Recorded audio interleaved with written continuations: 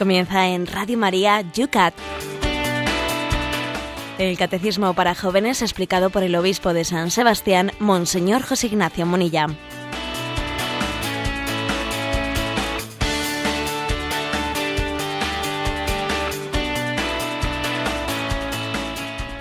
Muy buenos días a todos los amigos del Yucat. Comenzamos una semana más, hoy 7 de enero, después de esta preciosa fiesta de la Epifanía que ayer el Señor, coincidiendo con domingo, así el calendario nos lo había puesto este año, nos hace una larga semana hasta la fiesta del bautismo del Señor. José Ignacio, he pillado a una retirando el Belén. Pues hombre, yo creo que Radio María tiene que ser un buen instrumento educador de los tiempos litúrgicos, y así como Radio María es de las que educa que el tiempo de Adviento es el tiempo de Adviento y que por lo tanto la Navidad no comienza hasta que el tiempo de Adviento ha preparado la llegada del Señor, también Radio María tiene que educar en que el tiempo de Navidad no concluye con el día de la Epifanía, sino que el tiempo de Navidad concluye con el bautismo del Señor en el río Jordán. O sea que es así. Igual en algunos grandes almacenes hoy se ponen a retirar. Mira, ustedes pusieron las bombillas antes de tiempo, igual las retiran antes de tiempo, porque es que la Navidad, nuestros villancicos, continúan a lo largo de esta semana hasta el bautismo de Jesús en el río Jordán. La liturgia sigue vistiendo del color blanco, no del color verde del tiempo ordinario, sino del color blanco del tiempo de Navidad. Jesús, después de haber sido adorado por los reyes, pues tiene lugar pues ese retorno desde Egipto, mejor dicho, esa huida a Egipto y ese retorno que, bueno, pues es celebrado a lo largo de esta semana hasta que inmediatamente después, ciertamente con un gran salto, porque los evangelios de la infancia no narran más de la vida oculta nada. Bueno, pues hay un gran salto hasta el bautismo de Jesús ya adulto en el río Jordán. Pero, insistimos, nuestros villancicos y nuestra celebración navideña y nuestro Belén hogareño, pues nosotros lo continuamos hasta el bautismo de Jesús en el río Jordán. Pues lo dicho, nosotros con la alegría que prolongamos durante todo este tiempo y que tenemos que seguirlo viviendo durante todo el año, si es que hemos celebrado la auténtica Navidad, no la de los centros comerciales, con ella, con esa alegría que la queremos compartir con todos vosotros, comenzamos una mañana más tu programa, el...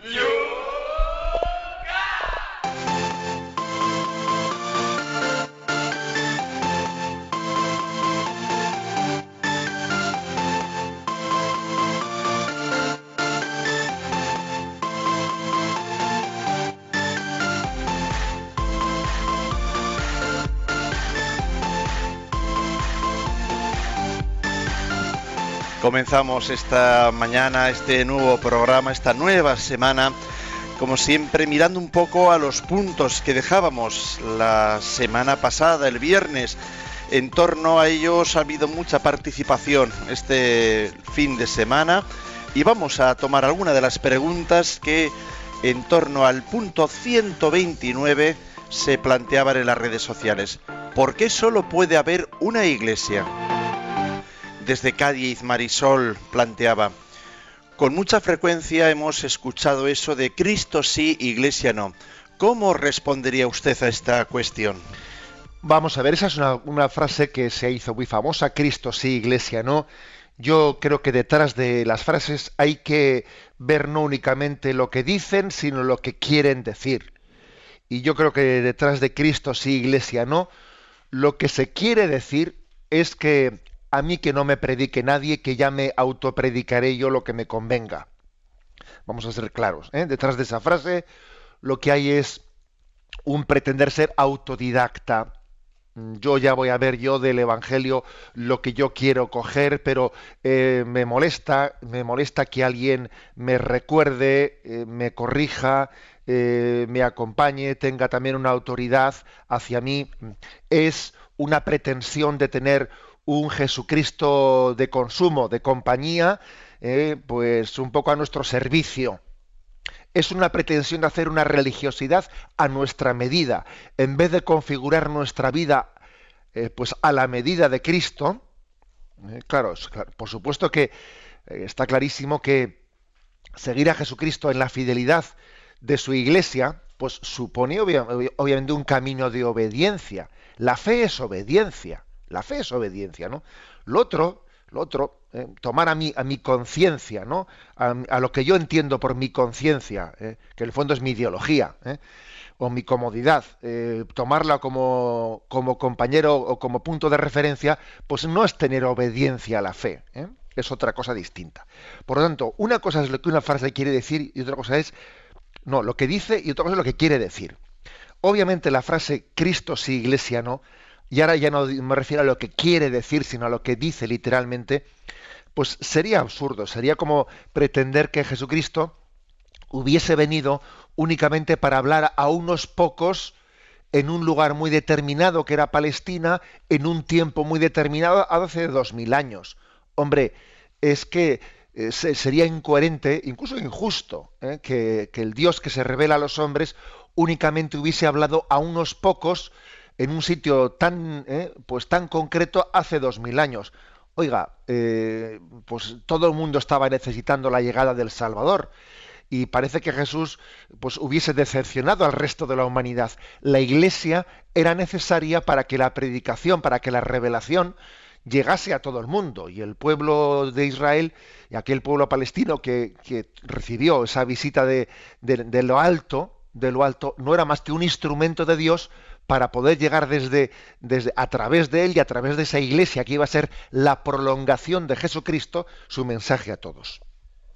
Hay un mensaje en Facebook que nos llega desde Granada, Juan Cruz lo firma. Yo estudié teología en las clases que se impartían para seglares en la facultad y recuerdo haberlo oído a un profesor cuestionar que Cristo hubiese fundado la Iglesia. Recuerdo que aquello me hizo mucho daño a mi fe y decidí abandonar aquellas clases. Ahora, 20 años después, le escucha a usted lo contrario por la radio. Me podría dar la impresión de que no tenemos una doctrina firme y cierta. Bueno, pues ciertamente habría que decir que el que tendría que haber abandonado las clases no era usted, sino el profesor, si me permite la expresión, pero es así de cierta, aunque sea fuerte lo que estoy diciendo. No es usted el que debió de abandonar las clases, sino debiera haber sido el profesor. Esa crisis la tuvimos. Yo voy a recordar que siendo un sacerdote, todavía no sacerdote, sino seminarista con 24 años, diácono, hice mi examen de bachillerato, que era el bachillerato de teología. Se hacía, ¿no?, como una especie de resumen de toda la teología que habías estudiado, ¿no? Se hacía en una facultad de teología, no voy a decir su nombre, pero bueno, si es que ese virus estaba bastante extendido, en muchísimos lugares. Y recuerdo que en el tribunal, que ahí te sacaban pues una bolita para ver qué pregunta te tocaba, en el tribunal metí la mano en la bolsita y salió la pregunta de ¿Cristo fundó la Iglesia? Bueno, entonces te dejaban unos minutos para preparar un esquema y tú te ponías a desarrollarlo. Entonces yo comencé mi exposición diciendo, sí, Jesucristo fundó la Iglesia y voy a intentar, ¿no?, pues argumentarlo. Y recuerdo que cuando dije eso, sí, Cristo fundó mi Iglesia, recuerdo, era un tribunal de 3 profesores, recuerdo que me miraron con sorpresa por mi afirmación así tan categórica, diciendo, ¿de dónde ha salido? Entonces yo me sorprendí de la sorpresa de los profesores, claro, porque me di cuenta pues que en aquella facultad pues una cuestión como esa era presentada de una manera confusa. Y les recordé que la Comisión Teológica Internacional, pues que es un órgano teológico que está puesto al servicio de la Congregación para la Doctrina de la Fe, en el fondo al servicio del trabajo magisterial que el Papa hace del cuidado de la fe. Por aquellos días la Comisión Teológica Internacional había sacado un documento hablando de este aspecto, diciendo que obviamente Jesucristo había fundado la Iglesia. Hombre, no en el sentido de que había hecho un acto fundacional con notario, no, pero sí en el sentido de que la había convocado, que la ha elegido a los 12 como el nuevo pueblo de Israel, que les ha preparado en una escuela apostólica 3 años, que ha conformado sus corazones con el suyo, que les ha enviado id y predicad, id por todo el mundo, predicad el Evangelio, celebrad, haced esto en memoria mía. O sea, es decir, es que, vamos, tú eres Pedro, sobre esta piedra edificaré mi iglesia. Es que, claro, es que negar eso es negar el mismo Evangelio, ¿no? Y entonces, claro, en el fondo, fijaros, detrás del error eclesiológico hay un error cristológico. Y en la medida en que hemos ido negando la divinidad de Jesucristo y hemos reducido a Jesús de Nazaret a un mero hombre, pues también hemos ido olvidando la naturaleza divina de la Iglesia, que la Iglesia también tiene una doble naturaleza, es humana y es divina. La Iglesia es una institución, pero ojo, también la Iglesia es el cuerpo místico de Cristo, es el misterio de Dios presente entre nosotros. Y entonces hay que decir que la Iglesia, en el fondo, desde el punto de vista místico, nace en el Calvario y en Pentecostés. Jesús había profetizado, ¿no? Cuando yo sea levantado sobre la tierra, y se refería a la crucifixión, atraeré a todos hacia mí. Esa frase, atraeré a todos hacia mí, se refiere a que Cristo crucificado, en él tiene la gran convocatoria de todos para que de ese corazón traspasado por la lanza del soldado, del cual brotó sangre y agua, seamos capaces de beber de él. Ahí nace la Iglesia, ahí nace la Iglesia. Y es en Pentecostés cuando recibe el impulso de su expansión. Ahí nace la Iglesia y por eso Jesús en ese momento se la encomienda a Juan y le dice, no, ahí tienes a tu madre, ahí tienes a tu hijo. Continuamos desde Madrid, también en Facebook. Diana dice, os escribo por si me podéis ayudar a dar respuesta a mi tía, que es atea. Ella ha asistido a varias charlas, ha leído varios libros y me dice que Jesús no existió, sino que el Nuevo Testamento es una doctrina que se inventó San Pablo. Me gustaría poder demostrarle con datos históricos que lo que dice no es cierto. Quisiera saber si hay rastros históricos que demuestren la evangelización de los demás apóstoles, especialmente lejos de donde estuvo San Pablo. Tal vez adentrándose en Asia y en África, u otros testimonios escritos que demuestren la evangelización de los demás apóstoles. Si es posible, dadme la referencia de algún libro, dice. Vamos a ver, es increíble, ¿no? Como yo suelo decir que una manera de difundir pues un error es repetir una tontería. Repites una tontería y al final parece que estás diciendo algo, ¿no? Y eso de que eso de que la Iglesia la fundó San Pablo, vamos, a alguien se le ocurrió esa tontería y a repetirla. ¿Por qué? ¿De dónde ha venido eso? Esa historia de que la Iglesia la fundó San Pablo. Hombre, ha venido de que obviamente la mayor parte de las cartas que tenemos en el Nuevo Testamento son paulinas, son de San Pablo. Entonces se conserva mucha más información de cómo comenzó la predicación por parte de San Pablo que por parte del resto de los apóstoles. Se conserva más información. Pero el hecho de que se conserve más información, pues no quiere decir que los demás apóstoles obviamente no hacían lo mismo. Para empezar, hay que decir que en las propias cartas de San Pablo ya se da información también de cómo los demás apóstoles llevan a cabo también la evangelización. O sea, San Pablo dice cómo subí a Jerusalén, me presenté a Santiago, me presenté a los apóstoles. O sea, él mismo habla de cómo me encomendaron que evangelizase especialmente, que me acordase de los pobres. O sea, en las propias cartas de San Pablo se da noticia de la evangelización de los demás apóstoles. No únicamente eso, en Hechos de los Apóstoles, en el libro de los Hechos de los Apóstoles, en el que se da noticia de cómo comienza la evangelización de todos los apóstoles, allí se da cuenta de la evangelización no solo de San Pablo, sino también del resto de los apóstoles. Y luego, además de estas fuentes propiamente inspiradas neotestamentarias, pues es que también hay otras fuentes sobre la sucesión apostólica, especialmente, por ejemplo, de San Irineo. San Irineo, en una controversia que tenía con distintos herejes que pretendían inventarse o hacer nacer iglesias fuera de la Iglesia Católica, San Irineo hizo una cosa muy interesante en el siglo II, fijaros bien, en el siglo II, que es hacer la genealogía apostólica de las iglesias, para ver cómo tienen sucesión apostólica con alguno de los 12 apóstoles. Y dijo, fijaros, esta iglesia, su primer obispo fue este apóstol, y después vino después vino... O sea, San Irineo de Lyon, en distintas iglesias, hizo la genealogía de cómo los obispos se habían sucedido uno a otro desde los apóstoles. Y es una genealogía muy interesante, como podéis observar, ¿eh? Porque nos está haciendo entender de que la iglesia ha nacido de la predicación de los apóstoles.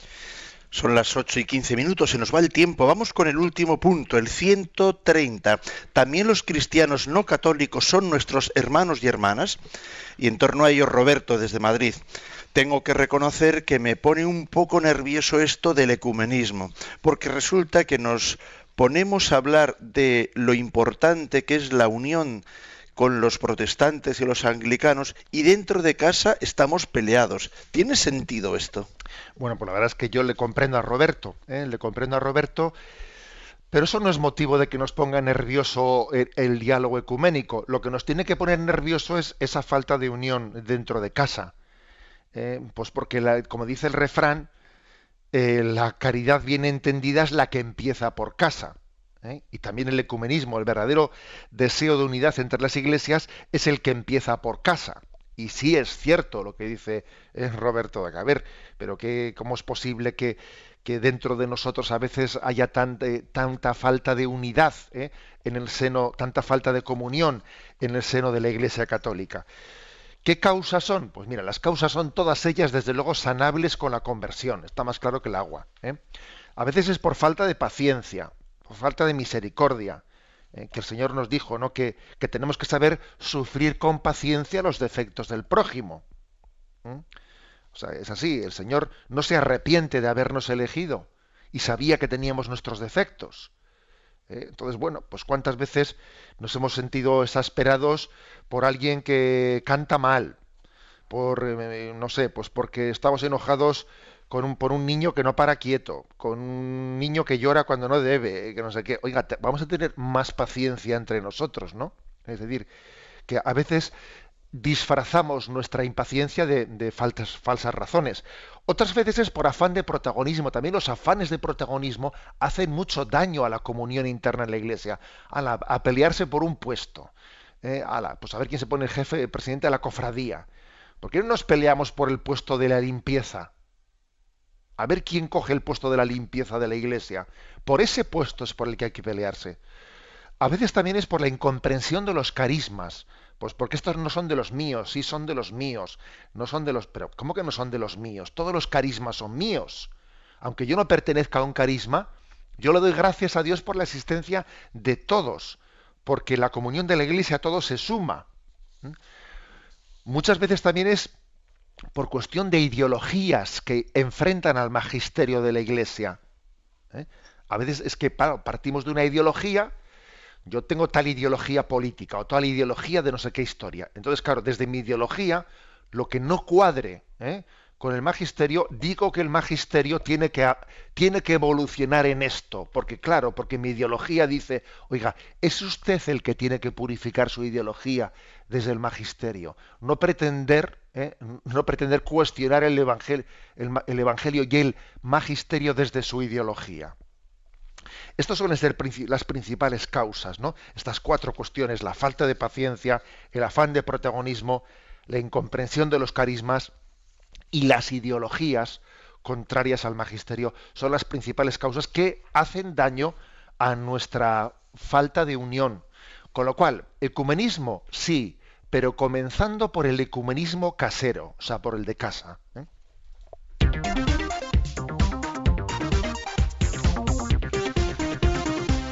Son las 8:19, 7:19 en las Islas Canarias, y planteamos el primer punto del programa de hoy. Es el 131.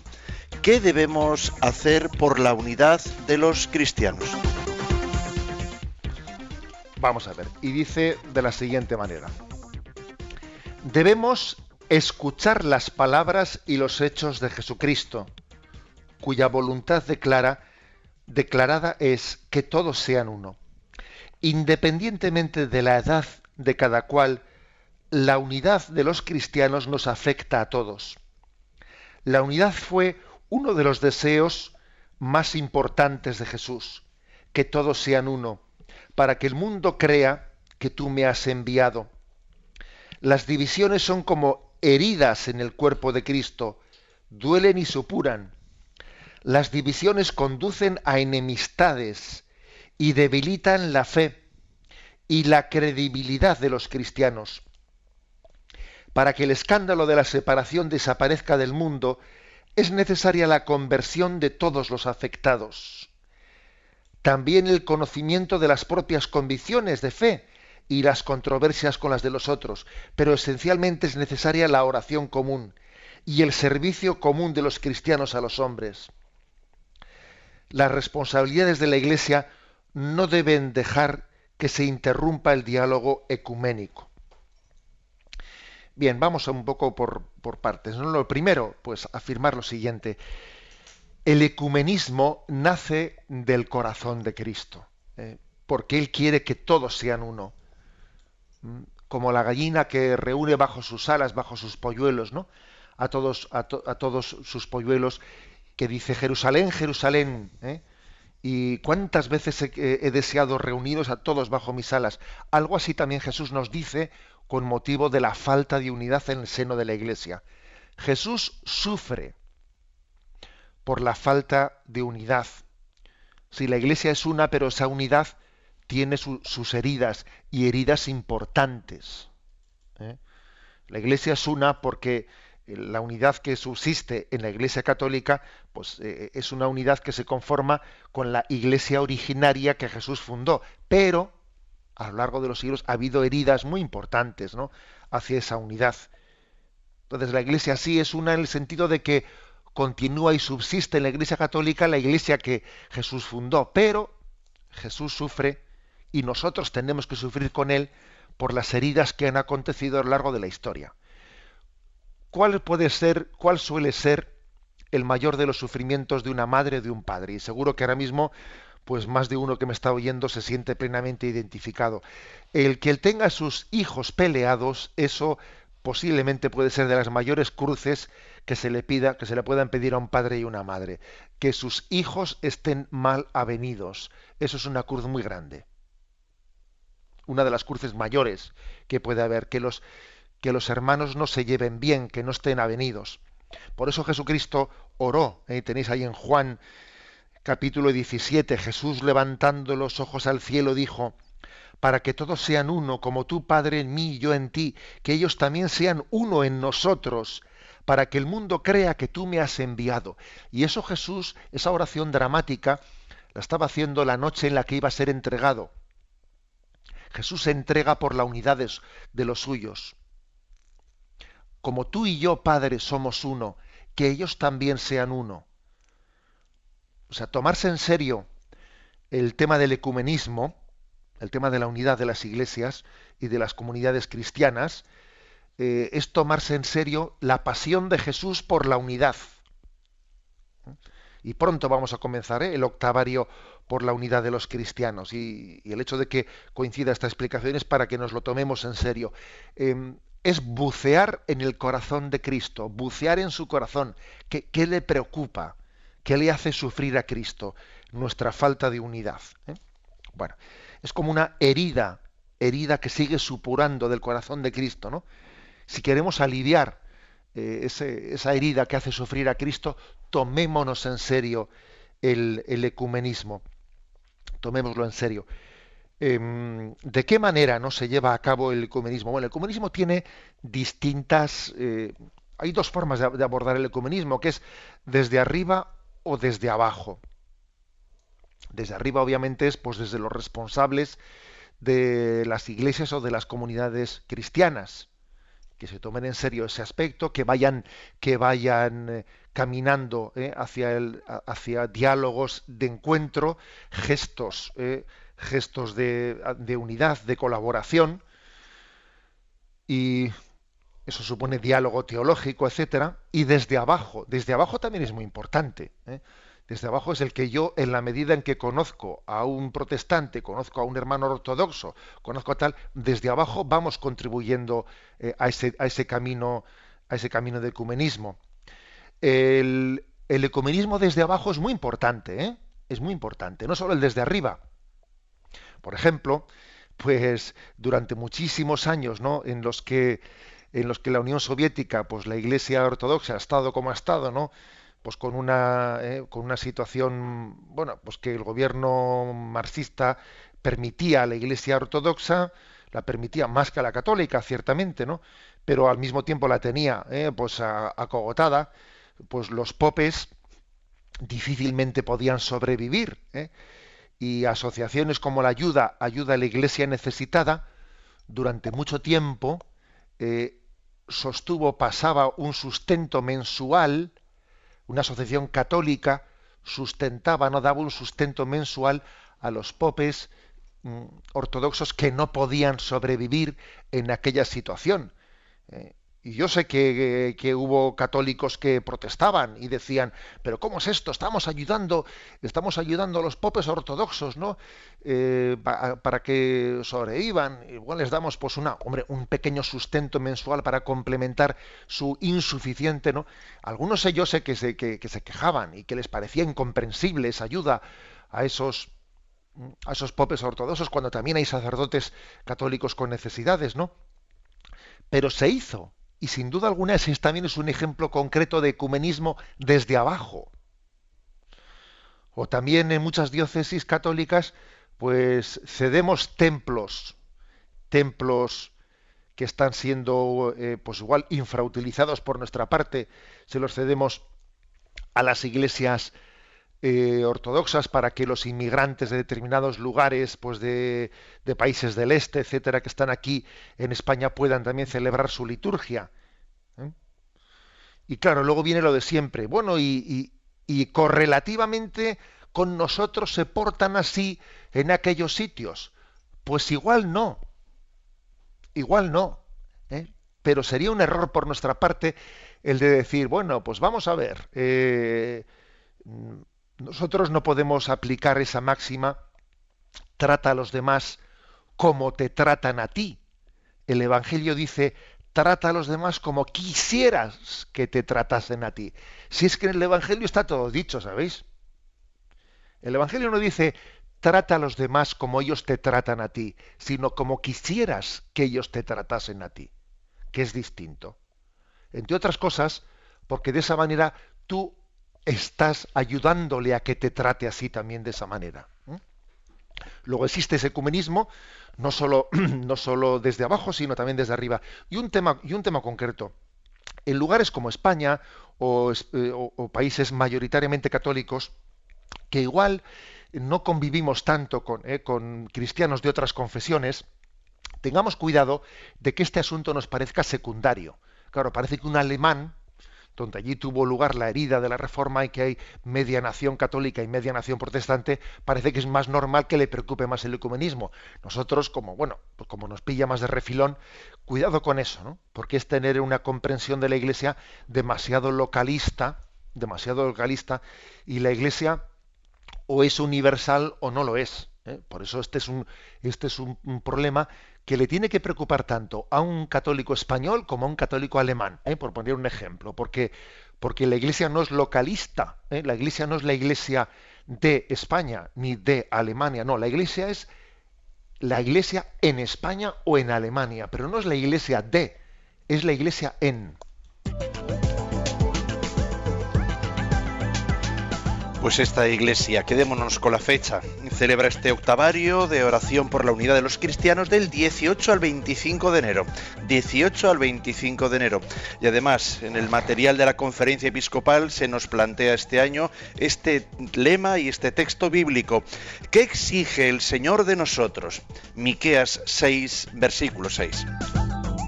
Vamos a plantear una pregunta que nos llega a José Ignacio desde Bilbao. Clemente, no sé si será el entrenador, pero nos dice lo siguiente. Mi pregunta es si los protestantes tienen la misma Biblia que nosotros. ¿Qué le decimos a Clemente? Vamos a ver, es interesante la pregunta, Vamos a ver. Y además también, fijaros cómo la pregunta, el tema que hemos explicado de qué debemos de hacer por la unidad de los cristianos, allí se dice que también es importante conocer la historia, para entender ciertas cosas. Vamos a ver, cuando en 1517 Martín Lutero, ¿no?, hizo ese acto de ruptura con la Iglesia Católica, introdujo algo muy novedoso en el canon, que es que en el Antiguo Testamento él reconoció como libros revelados los 39 libros, que son los que pertenecían a la tradición, a los que estaban escritos en hebreo, para entendernos. Lutero no reconoció como revelados los 7 libros escritos en griego, que eran leídos como palabra de Dios, pues no digamos entre los judíos de la zona de Judea, sino en los de la diáspora, en Alejandría. En Alejandría había una gran comunidad de judíos, unos 100.000 judíos en Alejandría, que además de los 39 libros estoy hablando en tiempos de Jesús, además de los 39 libros que eran leídos como palabra de Dios del Antiguo Testamento por los judíos de Judea, también eran leídos como palabra de Dios 7 libros en griego, y por parte de los judíos de la diáspora, que habían sido considerados así como palabra de Dios pues durante siglos y milenios, pero Lutero hizo esa división, dijo: sí reconozco como palabra de Dios los 39 libros, pero no los otros 7. De manera que aquí hubo de repente una diferencia. La Iglesia Católica tenía 46 libros del Antiguo Testamento y Lutero se quedó con 39. Esa es la distinción entre los que se llama protocanónicos y deuterocanónicos. Los deuterocanónicos son los escritos en griego, y protocanónicos, los primeramente canónicos, son los escritos en hebreo. Bueno, esa pudo ser una diferencia importante. En cuanto al Nuevo Testamento, Lutero no aceptó la carta a Santiago, el libro la carta a los Hebreos, el Apocalipsis y el libro de Judas. El motivo eran motivos teológicos. El hecho de que, por ejemplo, Lutero predicase que la salvación por la fe y no por las obras, ¿no? Nos salvamos por la fe y no por las obras. La Iglesia Católica habla de que nos salvamos por la fe y las obras. Y claro, por ejemplo, la carta de Santiago dice: ¿de qué te sirve una fe sin obras?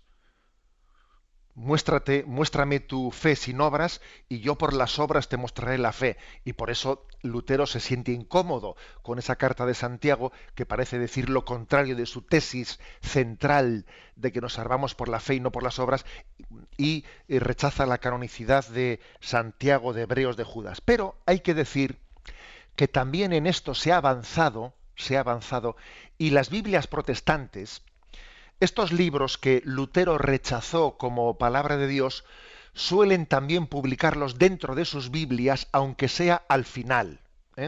Igual en una Biblia protestante igual no vemos estos 7 libros protocanónicos, mejor dicho, deuterocanónicos, no los vemos mezclados con el canon en el Antiguo Testamento, pero sí suelen estar publicados al final. Es decir, se ha ido avanzando en el diálogo ecuménico.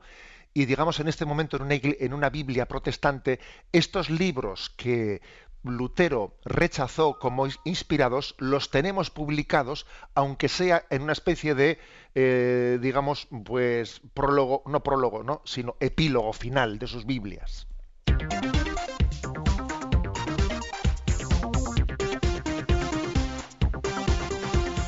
Son las 8:37. Continuamos con el punto siguiente, a ver si nos da tiempo para los dos que tenemos pendientes ya en tema distinto.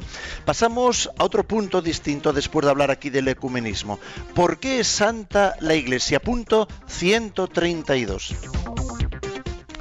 La respuesta es: la Iglesia no es santa porque todos sus miembros sean santos, sino porque Dios es santo y actúa en ella y por ella. Todos los miembros de la Iglesia están santificados por el bautismo. Siempre que nos dejamos tocar por el Dios Trino, crecemos en el amor, no porque ellos sean capaces de amar por sí mismos, sino porque Dios los ha tocado. Ellos transmiten a los hombres el amor que han experimentado de Dios, cada uno en su modo propio, a menudo original. Llegados junto a Dios, santifican también a la Iglesia porque pasan su cielo apoyándonos a nosotros en el camino de la santidad.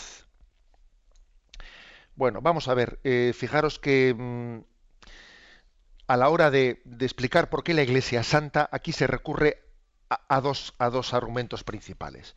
Primero, la Iglesia es santa pues porque es Dios, que es santo, el que la ha dado a luz. Dios ha dado a luz a su Iglesia. Luego la Iglesia, aunque los miembros que la formamos seamos pecadores, el resultado final no es la suma de nuestras santidades o pecados personales. No. A ver, la Iglesia es santa. Vamos a hacer un común denominador de los miembros. Vamos a ver. ¿Cuántos santos hay? ¿Cuántos pecadores? No, así no se hacen las cosas. La Iglesia es mucho más que la suma de sus miembros. La Iglesia es mucho más que la suma de sus miembros. Porque es que la Iglesia está convocada por Cristo. La Iglesia está dada a luz por Él. Él es la cabeza de este cuerpo místico y aquí la cabeza vale más que todo el cuerpo. Así de claro. Por eso digamos que la Iglesia es mucho más que la suma de sus miembros. Porque es que la cabeza, su fundador, que continúa presente misteriosamente en la Iglesia, cuyo Espíritu Santo continúa entre nosotros, claro, no le contamos como miembro y entonces la fotografía sale mal. Cuando alguien se olvida de quién fundó y quién es el que anima a la Iglesia, es el Espíritu Santo, y pretende tener un retrato de la Iglesia únicamente por los miembros que la formamos, le falla la foto. La foto le está fallando, porque es que, claro, no es capaz de captar el misterio que ahí se esconde. Por lo tanto, la Iglesia es santa por quien la fundó y por quien la anima, y es capaz de dirigirla adelante más allá de nuestros pecados. Bueno, ese es el primer argumento. Y el segundo, el de los santos, porque los santos son los miembros, son los miembros plenos de la Iglesia y los que muestran plenamente su rostro. Al final los santos son la memoria de la Iglesia. Los que somos pecadores vamos a ser perfectamente olvidados en la historia de la Iglesia. Yo siempre he puesto el ejemplo de decir, a ver, Santa Teresa de Jesús. ¿Quién fue el obispo de Santa Teresa de Jesús cuando comenzó la Reforma y tal? Oiga, no lo sé, tendría que consultarlo.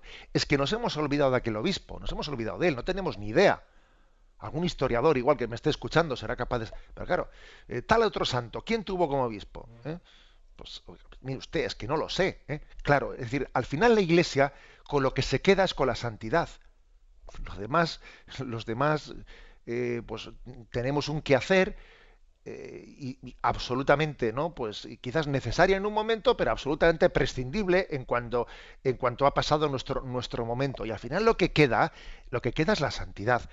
Y en los santos se refleja el rostro de la Iglesia. Porque la Iglesia predica la santidad. No predica los pecados de sus miembros, no predica la santidad. Es decir, los pecados es algo desgraciadamente presente, pero la Iglesia nunca ha predicado los pecados, no, ha predicado la santidad. Y eso es muy importante. Entonces, digamos que en ellos nosotros vemos el rostro de la Iglesia, lo que la Iglesia quiere hacer, lo que Dios quiere hacer de nosotros a través de la Iglesia. La Virgen María es el rostro de la Iglesia, porque en ella vemos lo que Dios quiere hacer de nosotros a través de su Iglesia. Aquí dice algo muy hermoso, y es que dice que los santos son los que han sido tocados, los tocados. Este está tocado por Dios. Y solamente los tocados por Dios son capaces de ser fecundos en la Iglesia. Los tocados por Dios nos tocan a nosotros. Recuerdo haber visto una liturgia maronita, también que es un rito católico oriental, que hubo algo que me encantó, y es que a la hora de darse la paz, en vez de hacer como nosotros en el rito latino, daros fraternalmente la paz, y entonces nos damos la paz entre nosotros, allí, cuando se van a dar la paz, el sacerdote que está tocando la Sagrada Hostia a Jesucristo, en la Sagrada Hostia, él toca la mano de un monaguillo. El monaguillo que ha tocado la mano del sacerdote, que toca la mano de Jesús, se acerca a la primera fila y toca al primero, el primero toca al siguiente y se van tocando la mano del que ha tocado la mano que tocó a Jesucristo. Me impresionó ese gesto de la iglesia maronita. Tocar al que ha tocado a Dios. Fijaros, tocar al que ha tocado a Dios. Eso es lo que la iglesia es y pretende hacer. Presentar a los santos y decir, mira, este ha tocado a Dios. Toca tú al que ha tocado a Dios. Y no te distraigas en otras cosas. O sea, que lo que haya de pecado en la iglesia va a pasar y nos vamos a quedar absolutamente con la imagen del santo a quien seguimos, ¿no? Bueno, y además, tengamos en cuenta una cosa, la iglesia no solo es lo que está aquí abajo, también es la iglesia celestial que está en el cielo. Hay una iglesia celestial, una Jerusalén celestial. La iglesia que está en el cielo, que ya ha pasado su tránsito por esta tierra, intercede por nosotros, es la iglesia celestial. Está la iglesia del purgatorio, la iglesia purgante, y está la iglesia celestial. Y la iglesia del purgatorio, la iglesia purgante y la iglesia celestial es mucho más importante que nuestra iglesia, que la que está en esta fase de peregrinación. Y tienen una gran potencia de intercesión por nosotros. Encomendémonos a las almas del purgatorio que se están purificando. Encomendémonos a todos los santos del cielo, cuya capacidad de intercesión por nosotros es muy grande. Por cierto, que antes de ayer, echaron en la primera cadena de televisión por la noche la versión de Crónicas de Narnia, que es una película muy interesante para tiempos de Navidad. Crónicas de Narnia, que os lo aconsejo a todos para la biblioteca de las familias. Crónicas de Narnia en su primera parte. Y bueno, pues allí en la escena final de la película se ve como una convocación de la iglesia celestial, de los que partieron para ayudar a la lucha en la tierra. Aslan, ese león que es imagen de Jesucristo, el león de Judá, convoca a los que fallecieron, convoca a la iglesia celestial para ayudar a la lucha en la batalla final. Es una escena importante de esa gran película en Crónicas de Narnia. Me parece que el subtítulo es El león, el armario y la bruja. Primera parte de Crónicas de Narnia. Bueno, esto es un pequeño detalle cinematográfico, Esteban.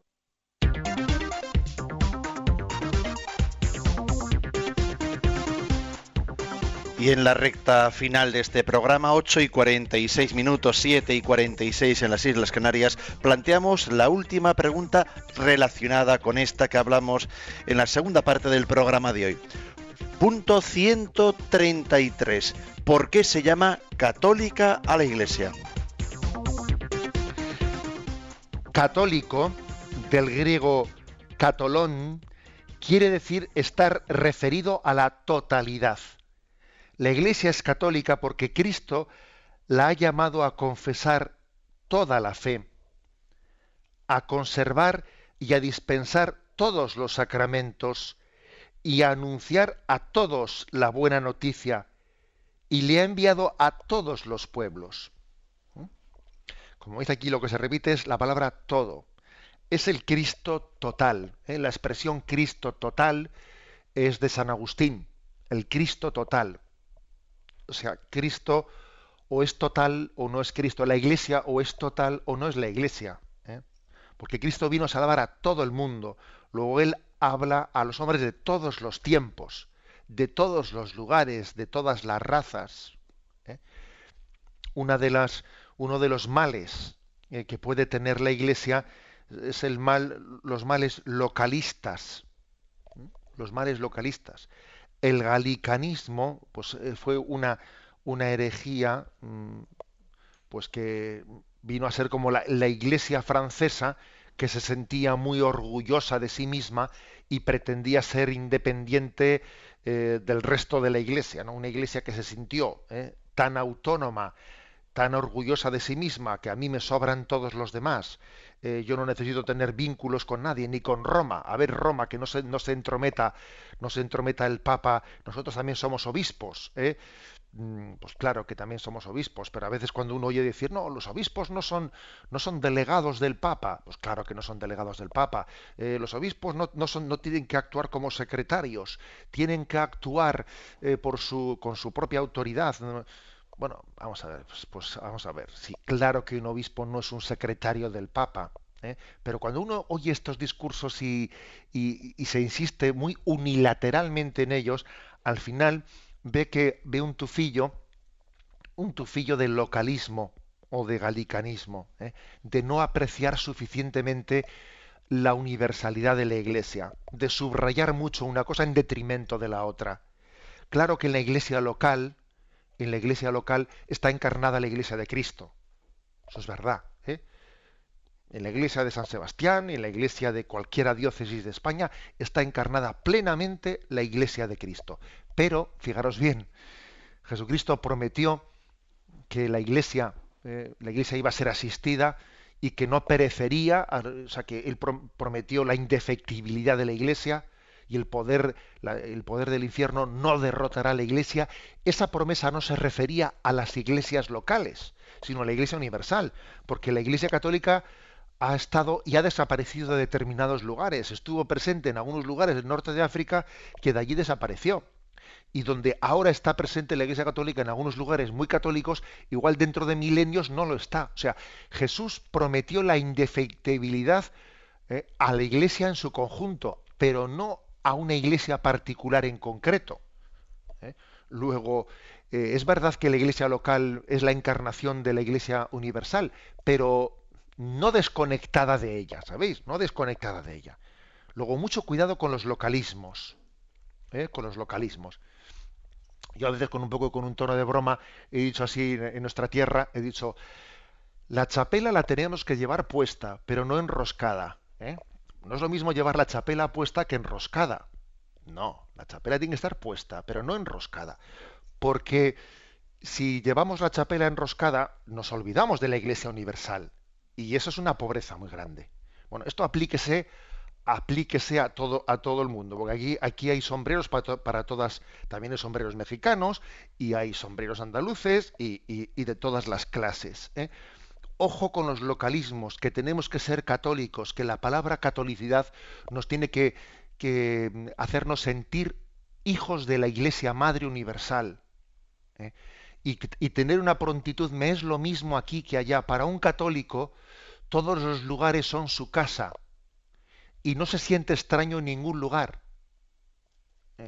En ningún lugar.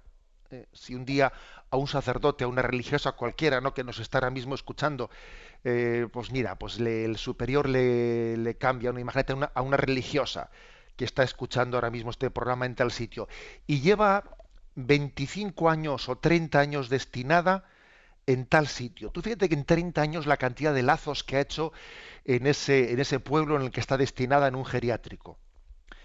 Imagínate, alguno igual está diciendo, anda, ¿será por mí? Pues no, no lo digo por nadie.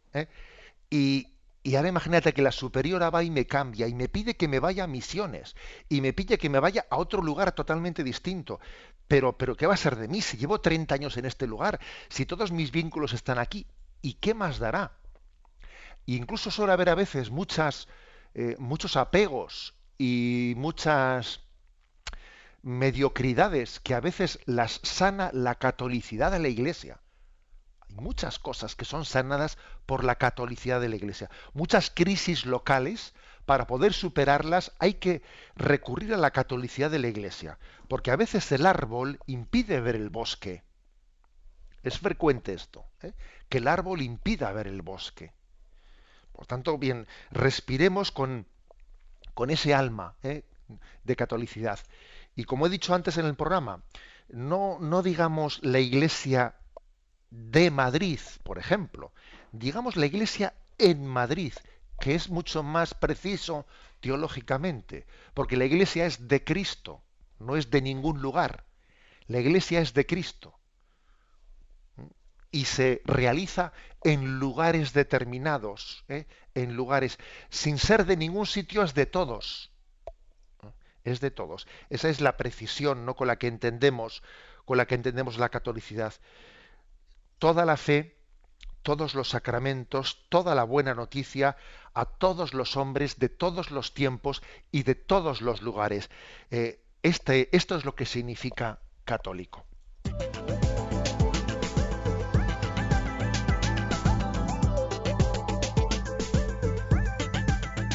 Con esta sintonía abrimos los últimos minutos del programa de hoy, condensado, interesantísimo, pero vamos también a plantear las preguntas que las redes sociales están haciendo a nuestros oyentes. A ver, José Ignacio, te planteo dos preguntas para que equilibres en los escasos 5 minutos que nos quedan, incluida la despedida, el contenido para las dos. A ver, José Diego nos dice: ¿cuál es la diferencia entre estar santificado y ser santo? Y Pablo nos plantea, para ser, vamos a ver, nos dice, pues el Eterno, tanta gente se piensa que únicamente la Iglesia la forman el Papa, los obispos, los sacerdotes, las monjas, y que piensan pues que los laicos no forman parte de ella. ¿Qué poder decir para esas personas que tienen ese pensamiento? Nos dice. Vamos a ver, comenzando por lo primero. ¿Qué diferencia hay entre estar santificado y ser santo?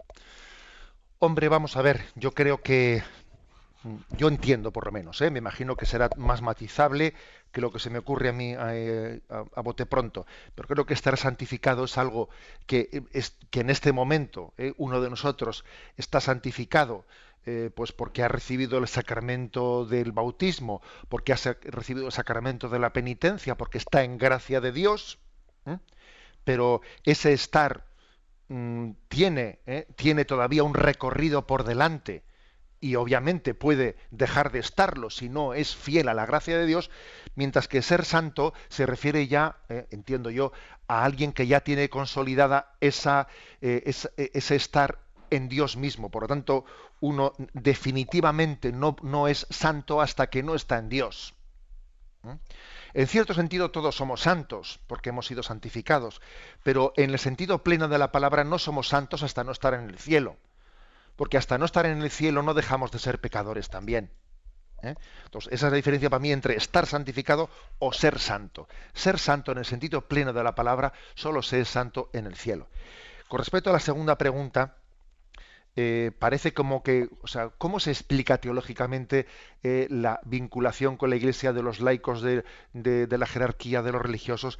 Eso el Concilio Vaticano II lo explicó con mucha claridad en la Constitución sobre la Iglesia Lumen Gentium, cuando habló en el primer capítulo de la Iglesia como misterio de Dios, como cuerpo místico de Cristo, como sacramento de salvación, o sea, el sentido místico divino de la Iglesia. El segundo capítulo habló de la Iglesia como pueblo de Dios, o sea, como la visibilidad, como la parte visible de la Iglesia. La primera es la parte divina invisible, la segunda es la parte humana visible, pueblo de Dios, dentro del cual pueblo de Dios pues están los sacerdotes, los religiosos, los laicos, etcétera, etcétera. Así lo explica con mucha claridad. Por tanto, es una vocación dentro de la vocación. Tenemos una vocación al seguimiento de Cristo, pues por el bautismo. Y luego hay vocaciones dentro de la vocación, como es el matrimonio, como es la vida sacerdotal, como es la vida religiosa. Eso ya es una vocación dentro de la vocación. Creo que de esa manera se entiende claramente nuestra pertenencia a la Iglesia.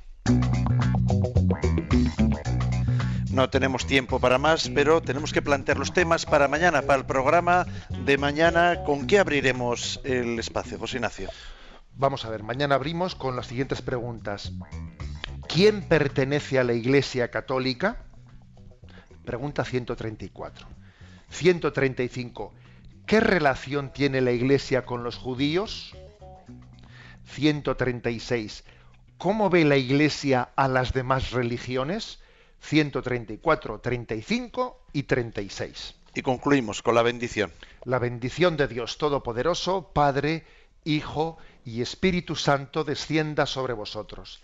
Alabado sea Jesucristo.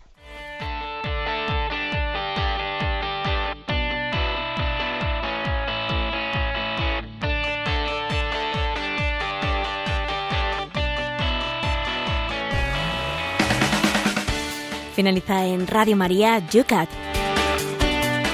el catecismo para jóvenes explicado por el obispo de San Sebastián, Monseñor José Ignacio Monilla.